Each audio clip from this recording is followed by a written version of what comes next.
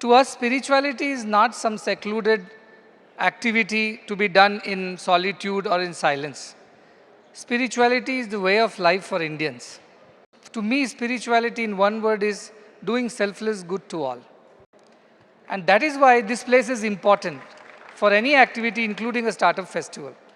Because while startup festivals try to do good mostly for themselves or at best to some customers who can pay for it, spiritual startups should do good for all, whether they are able to pay for it or not able to pay for it. That should not be the deciding factor. And that is why spiritual places are important.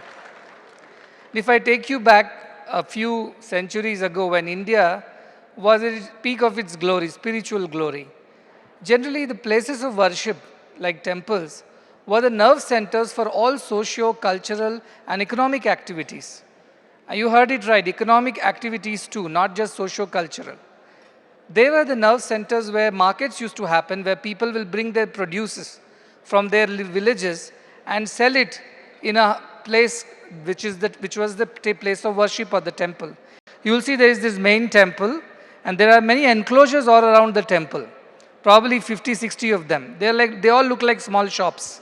But that was the place where people would bring all that they produced in their own local areas and market it there. So in a way, that was a startup festival that was happening in every temple of our country, where people would bring their products, services, and market it, exchange it. And that time there was barter system, not the financial currency that we use right now, marketable instruments. But they were people who appreciated each other's produces, each other's talents, each other's creativity. Because they did not weigh it in dollar terms, but they weighed in terms of the effort that went behind it.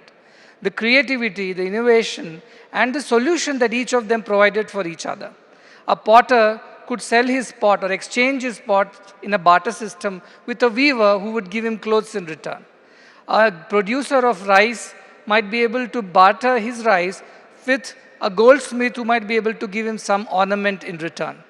Everybody had this system of exchange where each respected everybody's talent and culture.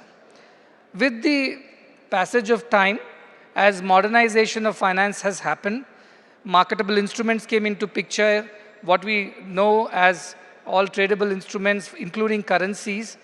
The entire scenario changed, where banks became more important than these places of worship, where everything started getting monetized, and unless there was a monetary value based on demand and supply, nobody got respect for their craftsmanship. That is where the culture of the country started deteriorating, and people started losing respect for all kinds of forms of art, culture, or tradesmanship. This particular idea of having a startup festival in this place is not merely to show the monetary value behind your efforts, but it is also to create a sense of respect and responsibility in each one of you for each other.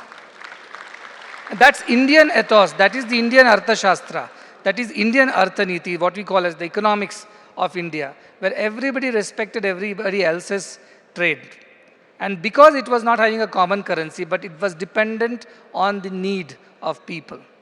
And I think that is the kind of culture we must bring in when we start building companies. The Indian ethos of respecting each other's craftsmanship, respecting each other's value systems, respecting each other's talent and culture. Unless that happens, we will be chasing money endlessly, and that is not going to lead to societal welfare and prospect. Take the example of COVID. We did not know how to manufacture a vaccine for COVID because we did not know such a thing ever was needed by us. But we knew how to produce vaccines.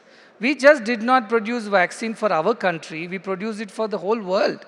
More than 100 countries benefited with this Vaccine Maitri program of the government, and so many countries which were incapable of even paying for it, let alone producing it. They did not even have wherewithals of paying for it.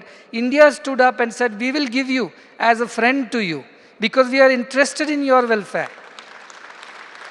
That's the kind of trade and business that India stood for. When somebody needed it badly, we went out of our way to reach it out to them without financial considerations. I'm sure most of the countries could not have paid it back.